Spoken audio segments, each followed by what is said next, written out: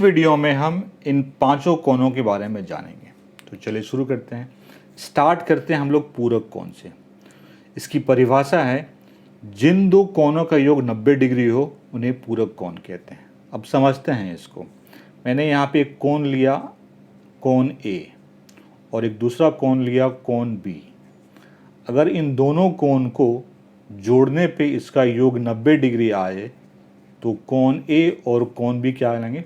पूरक कोण कहलाएंगे। वही यहाँ लिखा हुआ है, जिन दो कोणों का योग 90 डिग्री हो उन्हें पूरक कोण कहते हैं। अब इस फिगर को देखिए, यहाँ पे ये वाला कोण 1 है और ये वाला कोण 2 है। हम जानते हैं कि ये पूरा क्या है? 90 डिग्री समकोण है। मतलब कोण 1 और कोण 2, इसका योग क्या हो रहा है? 90 डिग्री। तो यहाँ पे कोण 1 और कोण 2 क्या हुआ? पूरक कोण हुआ। पूरक कोण समझिए। अब इस पर कुछ क्वेश्चन है, क्वेश्चन सॉल्व करते हैं। निम्नलिखित कोणों में प्रत्येक के पूरक का माप क्या है? आपको कोण दिया हुआ है, इसका पूरक कोण बताना है। कुछ नहीं करना है, जो भी कोण दिया हुआ है 90 में उसको माइनस कर दीजिए, आपको पूरक मिल जाएगा। जैसे 45 डिग्री है तो 90 में 45 माइनस कर दीजिए, क्या हो गया? 45। तो इसका पूरक क्या हो गया? 45 डिग्री। जैसे 65 डिग्री है, इसका पूरक कोण निकालना है तो 90 में 65 को माइनस कर दीजिए तो ये हो जाएगा 35। तो इसका पूरक क्या हो गया? 35 डिग्री। तीसरा है 41, इसका पूरक निकालना है तो 90 में माइनस कर दीजिए, 90 माइनस 41 49 डिग्री, ये पूरक हो गया। लास्ट है 54 डिग्री, 90 में 54 को माइनस कर दीजिए, 36 डिग्री। तो इसका पूरक ये हो गया 36 डिग्री। आप समझ गए पूरक कोण क्या होता है। और अगर आपको कोण दिया हो, पूरक कोण निकालना हो, तो सीधा तरीका ये है कि उस कोण को 90 में घटा दीजिए, जो आंसर आएगा वही उसका पूरक कोण आएगा। अब आते हैं हम लोग संपूरक कोण पे। संपूरक कोण, जिन दो कोणों का योग 180 डिग्री हो उन्हें संपूरक कोण कहते हैं। अगर आपको दो कोण दिया हुआ है और उसका योग 180 डिग्री है तो संपूरक कोण कहते हैं। जैसे ये मैंने चित्र लिया है, ठीक है। यहाँ पे ये कोण 1 है और ये वाला कोण 2 है। हम जानते हैं ये पूरा कोण कितना होता है? 180 डिग्री। तो एंगल कोण 1 और कोण 2, इसका योग कितना आ रहा है? 180 डिग्री। इसका मतलब एंगल कोण 1 और कोण 2 क्या है? संपूरक कोण है। अब इस पे बेस्ड हम एक क्वेश्चन ले रहे हैं। निम्नलिखित कोणों में प्रत्येक के संपूरक का माप क्या होगा? आपको यहाँ पे कोण दिया हुआ है, उसके संपूरक निकालने हैं। तो पूरक में हमने क्या किया था? 90 में माइनस किया। इसमें यहाँ पे हम लोग 180 में माइनस करेंगे। तो पहले 100 डिग्री है, इसका पूरक निकालना है तो 180 में 100 को माइनस कर दीजिए, कितना आएगा? 80 डिग्री। तो इसका पूरक ये हो गया 80 डिग्री। ये 90 है तो 180 में 90 को घटा दीजिए, क्या मिलेगा? 90 डिग्री। तो इसका पूरक क्या हो गया? 90 डिग्री। तीसरा है 55 डिग्री, 180 में 55 घटा दीजिए तो इसका संपूरक क्या होगा? 125 डिग्री। चौथा है 125 डिग्री, तो 180 में 125 को घटा दीजिए तो क्या होगा? 55 डिग्री। इस तरह से आप समझ गए संपूरक कोण क्या होता है। और अगर कोण दिया हुआ है तो संपूरक कैसे निकालना है।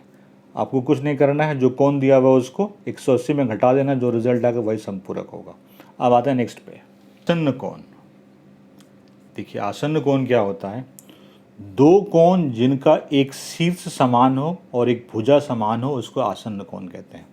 अब ये चित्र देखिए, मैं मान लेता हूँ ये वाला कोण जो है ये कोण ए है और ये वाला कोण जो है कोण बी है। अब देखिए एक शीर्ष, एक पहले देखिए एक भुजा समान हो।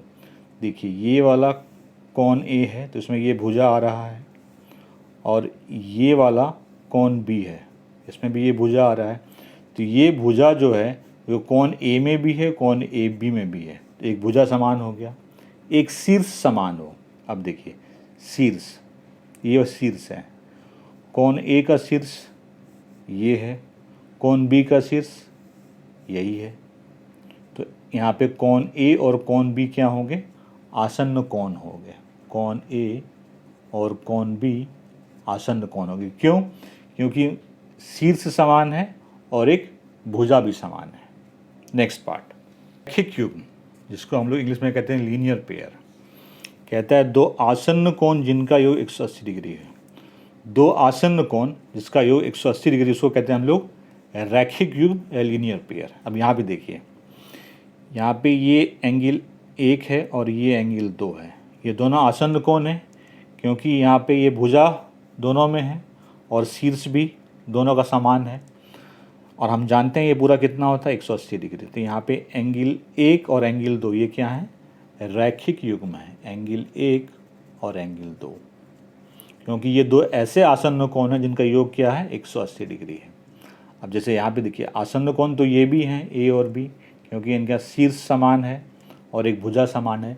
लेकिन ये रैखिक युग्म नहीं है। क्यों नहीं है? क्योंकि इनका योग 180 डिग्री नहीं है। अब एक लास्ट रह गया है शीर्षाभिमुख कोण।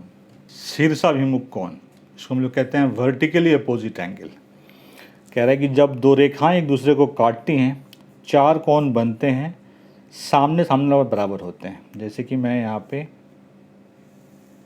दो रेखाएं मैंने बनाई, दोनों ने एक दूसरे को काटा, चार कोण बने। इसको मैं मानता हूँ कोण ए, इसको मैं मानता हूँ कोण बी, इसको मैं मान रहा हूँ कोण सी, और ये है कोण डी। ठीक है, इसको कहते हैं शीर्षाभिमुख कोण, क्योंकि शीर्ष ये है, ये उसके अपोजिट है। तो कह रहा है कि ये जो चार कोण है, तो जो सामने वाले कोण जो होते हैं बराबर होते हैं। मतलब एंगल ए बराबर एंगल बी होता है और एंगल सी बराबर एंगल डी होता है। शीर्षाभिमुख कोण जो होते हैं वो बराबर होते हैं। इस तरह से मैंने आपको पांचों कोण के बारे में पूरी जानकारी दे दी। कोई डाउट है कमेंट सेक्शन में पूछिए, आपको जवाब ज़रूर देंगे। वीडियो अच्छा लगा लाइक से ज़रूर कीजिए। Thank you very much for watching.